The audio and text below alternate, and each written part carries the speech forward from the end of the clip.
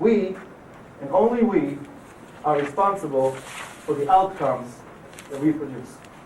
Let me tell you a little story as told by a man that I greatly admire. His name is Jack Daly, D-A-L-Y.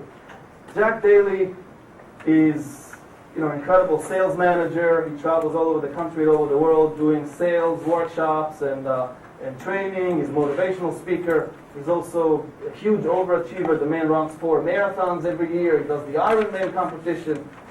I would say that's a pretty productive person, right?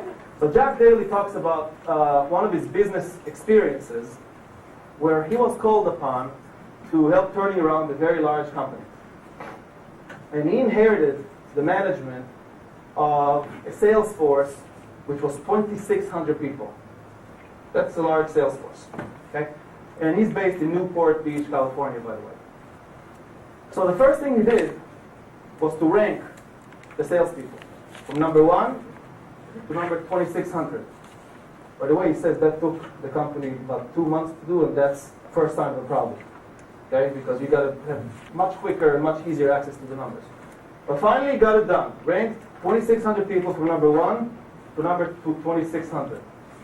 And then he divided those ranked salespeople into 4 quartiles.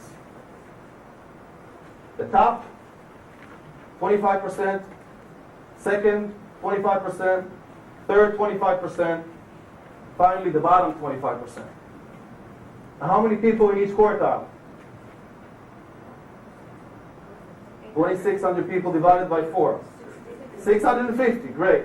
You don't have to be a math whiz to be a great broker, all right? But he finally got this done, and then he looked at the numbers, and this is what he found. From the bottom quartile, those 650 people, altogether, they produced less than 3% of the total revenues for the company. Anybody in pain here already just to hear this? I get chills in my spine. Less than 3%. And then the top 25%, the top quartile, together, they produced just about 67% of the total revenue for the organization. So what he did, he picked 20 people from the bottom 25%, set them all together in a conference room for about 2 hours, just asked them one question. This is Southern California, right? Dudes, what's up?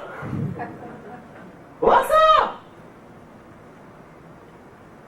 And then he sat down and listened. And for 2 hours, this is what he heard. The economy is terrible. Our competitors are out marketing us. We need to increase our ad budgets. Buyers are liars. Sellers are worse. We can't do any deals in this environment. The economy is collapsing. Our technology is not up to par. Our internet connection is slow. And for the last week, there was a huge heat wave. And our air conditioning was not working properly. And for 2 hours, not one of these people actually stood up and said, hey, you picked 20 from the bottom. We stink. All right?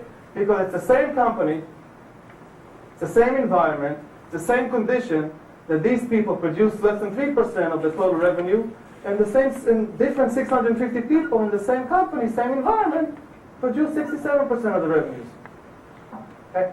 So people make choices, and the law of responsibility says that you and I and all of us are responsible for the outcomes that we produce.